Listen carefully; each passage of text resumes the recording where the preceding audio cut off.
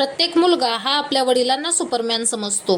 आपले वडील हेच आपले सर्वस्व आहेत, असे प्रत्येक मुलाला वाटते. अर्थात बाप आणि मुलाचं नातंच तसं असतं. मुलगा आजारी पडला तर आई वडिलांना झोप लागत नाही. त्याचे वडील अक्षरशः कासावीस होतात. आईच्या डोळ्यामध्ये अश्रू आले तर वडील तिला समजावतात. आपल्या मुलाला काहीच होणार नाही असं सांगतात. वडील मुलगा आणि पत्नीचा आधार असतात. तो घराचा आधारवड असतात. पण काही ठिकाणी अपवादात्मक प्रकार बघायला मिळतो. वडिलांना आपल्या मुलाची काळजी वाटत नाही. काही ठिकाणी बाप राक्षसी कृत्य करतो. अशा वेळी बाप मुलाच्या नात्याला जणू काळीमा फसला जातो. नाशिकच्या चांदवडमध्ये असाच काहीसा प्रकार समोर आला आहे. चांदवड तालुक्यातील दोतरखेडे गावातील ही सत्य घटना आहे. या गावात सुनीता मंगेश बेंडकुळे वय 22 या मोलमजुरी करून आपला उदरनिर्वाह करत होत्या. त्या सासरे नंदू पांडुरंग बेंडकुळे, सासू लताबाई नंदू बेंडकुळे आणि नवरा मंगेश सोबत राहत होत्या. तिला एक मुलगा होता. त्याचं नाव निलेश. तो 5 वर्षांचा होता. घरात एकूण 5 सदस्य राहत होते. सुनीताचा नवरा मंगेश नंदू बेंडकुळेचे मागील 2 वर्षांपासून एका महिलेशी प्रेमसंबंध चालू होते. त्यामुळे तो पत्नी सुनीताला मानसिक आणि शारीरिक त्रास देत होता. तो सुनीताला त्रास देत होताच, पण त्याचा मुलगा निलेश यालाही मारहाण करायचा, शिवीगाळ करायचा. त्या दोघांना मंगेश देत असलेल्या सर्व त्रासाला सामोरे जावे लागत होते. 27 सप्टेंबर 2024चा दिवस होता. दुपारी साधारण 2:30 वाजताची वेळ होती. सुनीता, तिचा नवरा मंगेश आणि मुलगा निलेश घरातच होते. तर सुनीताचे सासू सासरे मेंढ्या चारण्यासाठी रानात गेले होते. मंगेश घरात बसला असताना त्याला एक फोन आला आणि त्याने फोन उचलल्यानंतर एक महिला त्याच्यासोबत बोलू लागली.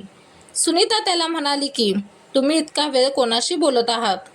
तेव्हा मंगेशने सांगितले की, मी मामाची मुलगी पप्पी हिच्याशी बोलत आहे. तेव्हा सुनीता त्याला म्हणाली, ती माझ्याशी प्रत्येक वेळेस बोलते, मग आज ती माझ्याशी का बोलत नाही?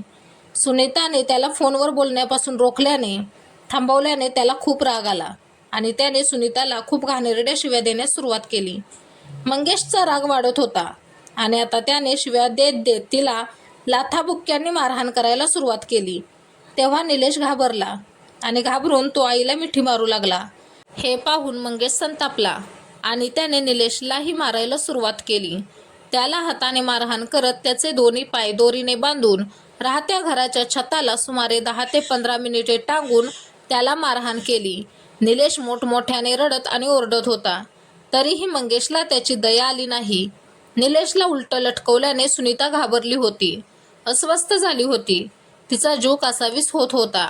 सुनीता निलेशला सोडवण्याचा प्रयत्न करत होती, म्हणून निष्ठुर पिता मंगेश तिलाही मारपीट करत होता, शिवीगाळ करत होता. तेव्हा सुनीता त्याच्यावर चिडून बोलायला लागली. ती त्याच्यावर ओरडत त्याला सांगू लागली की, तुम्ही जर निलेशला सोडले नाही तर मी गावातील लोकांना बोलावून आणीन, आरडाओरडा करून आजूबाजूच्या लोकांना गोळा करीन आणि हा सर्व प्रकार त्यांना सांगीन. तेव्हा घाबरून मंगेशने निलेशला सोडले, त्याला खाली उतरवले. सुनीताने मुलाला उलटे लटकवल्याच्या अवस्थेतील फोटो आणि मंगेशने हातात दोरी पकडल्याचे फोटो आपल्या मोबाईलवर काढले होते. संध्याकाळी सासू सासरे मेंढ्या चारून घरी आल्यानंतर त्यांना सर्व घडलेला प्रकार सांगितला, पण त्यांनी मंगेशला जाब विचारला नाही. त्याला ते काहीच बोलले नाहीत. निष्ठुर बापाने हातपाय दोरीने बांधून उलटे लटकावून मारहाण केल्याने निलेशच्या पोटात बापाविषयी दहशत बसली आणि तो दुसऱ्या दिवशी आजारी पडला. त्याला ताप आल्याने सुनीताने लगेच निलेशला शिरवाडे वणी येथे डॉक्टरांकडे नेले. त्याला दवाखान्यात दाखवल्यावर त्याच्यावर उपचार केल्यानंतर ती तिथूनच मुलाला घेऊन आपल्या आईवडिलांकडे गेली. ते शिरवाडे वणी येथेच राहत होते. सुनीताने घडलेल्या सर्व प्रकाराची माहिती आईवडिलांना तसेच तिच्या भावानी भाऊजाईला दिली. त्यानंतर ती निलेशला घेऊन सासरी धोतरखेडे येथे आली. पण जाण्या अगोदर तिने काढलेले फोटो सुनीताने भावाच्या मोबाईलवर पाठवले. दुसऱ्या दिवशी सुनीताचे वडील मधुकर पोपट दिवे, भाऊ विष्णू मधुकर दिवे आणि भाऊजाई रुपाली विष्णू दिवे हे मंगेशला समजावून सांगण्यासाठी आले. पण मंगेशने ऐकून न घेता त्यांनाही अश्लील शिवीगाळ करायला सुरुवात केली. त्यांच्या अंगावर मारण्यासाठी तो धावून जात होता. त्यांनाच दम देत होता. मंगेशशी बोलण्यात काहीच अर्थ नाही. तो काही ऐकून घेण्याच्या मनस्थितीतच नाही. हे बघून सर्वजण परत आपल्या घरी गेले.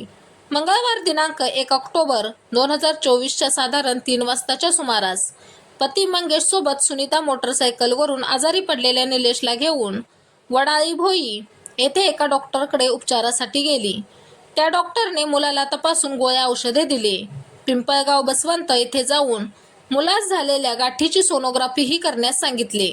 मुलगा निलेश व पत्नी सुनीताला मोटरसायकलवर घेऊन घराकडे परत जात असताना खडकजाम शिवारात शिव पंजाब हॉटेलजवळ मंगेशने मोटरसायकल उभी केली.